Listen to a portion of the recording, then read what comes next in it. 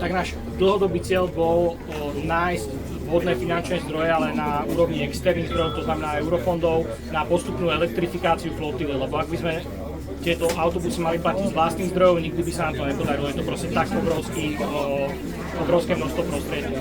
To znamená, že dokázali sme vyčleniť v rámci našej alokácie v našom území eurofondové zdroje, ktoré potom využila vlastne Arriva na to, aby nakúpila tieto elektrobusy, ktoré budú slúžiť výhradne pre potreby Trnavskej hromadnej dopravy. Tých 17 autobusov je asi polovica z toho, čo jazdí po Trnave. Je cieľom úplne elektrifikovať?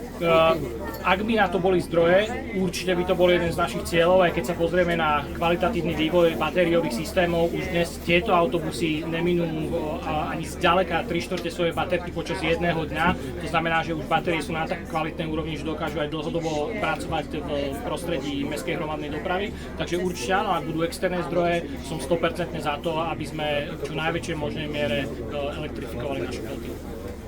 A elektrobusy by mali mať asi efektívnejšiu prevádzku ako dízlové. Prejaví sa to nejako aj na platbách mesta a Arrive za služby vo verejnom záujme? Určite tam dochádza k nejakému prepočtu, kde vlastne sa budú čiastočne znižovať niektoré naše ročné poplatky, ale tým, že sme navyšovali počet vozokilometrov, všetky ušetrené peniaze chceme opäť prehodiť do navýšenia vozokilometrov, ktoré sa absolvujú počas dňa. To znamená, že aj tým, že sme zvýšili frekvencie a zvýšili sme tak vlastne všetky tieto ušetrené peniaze investujeme do toho, aby sme mohli ďalej navýšiť.